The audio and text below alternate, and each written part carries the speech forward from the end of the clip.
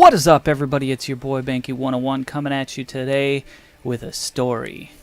And if you can tell by the title of this video, it's not a very fun story. It's was probably the scariest thing that has ever happened to me.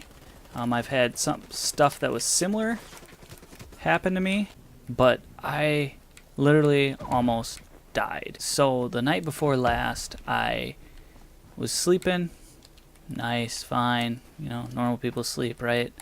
When they're not grinding out Call of Duty videos.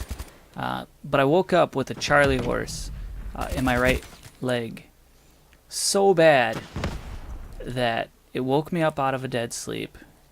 I bounced out of the bed. I couldn't stand on my leg. I laid back down, and tried to touch my leg, but that didn't work, and I just had to sit there with the pain for probably 2 minutes until it actually went away. After it went away, I tried to walk over to my bathroom, which is probably, it's not very far. I walk out of the door of my bedroom, down the hall, and I made it all the way into the bathroom. As soon as I got there, I became extremely dizzy. Dizzy to the point where I could not stand.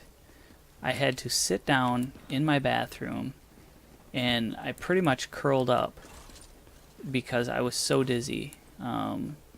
If you've been super drunk at the end of the night, I was more dizzy than that. To the point where I thought I was dying. I couldn't move. I couldn't yell for help. I couldn't do anything other than sit there and be extremely dizzy and feel like I was dying. It felt like this was forever, but it was probably only a couple of minutes, and then it went away. I was drenched in sweat at that point and made my way back to my bed. It was 4:30 in the morning. Went back to sleep. Woke up the next morning, was still a little dizzy, still had a cramp in my leg, and it was there all day. So like any normal person does, right? They go to the internet to find answers. And if you ever type in like a leg cramp and dizziness, it can range from a ton of different things. Like I could have a blood clot, or I could just be dehydrated. You never know. So I went and actually just called a nurse. And if you don't know, you can call a nurse without actually having to go to the doctor. And they can diagnose you and give you recommendations of what they think might be wrong with you. So she asked me the questions of, have you been drinking enough water? Have you been doing anything different than you usually do? All that fancy stuff, which nothing has changed in my diet. My physical activity has not changed. Sitting in front of a computer playing video games. So they just told me to monitor it, and if my chest becomes tight or my fingers start to tingle, I need to go straight to the hospital. Obviously because it's a heart attack or something severe. But it's something that's completely scary because at my age, I don't think I need to worry about that stuff just yet. I'm only 33. But obviously I might have to.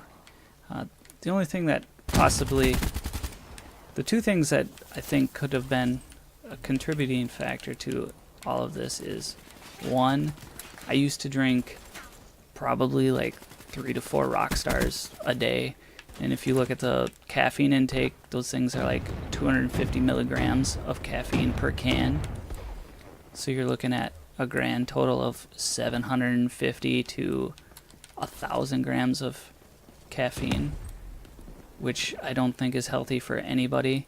If you look at a regular person, or a regular cup of coffee, a black cup of coffee of like dark roast, which is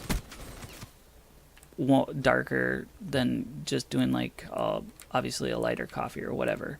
Those are about 90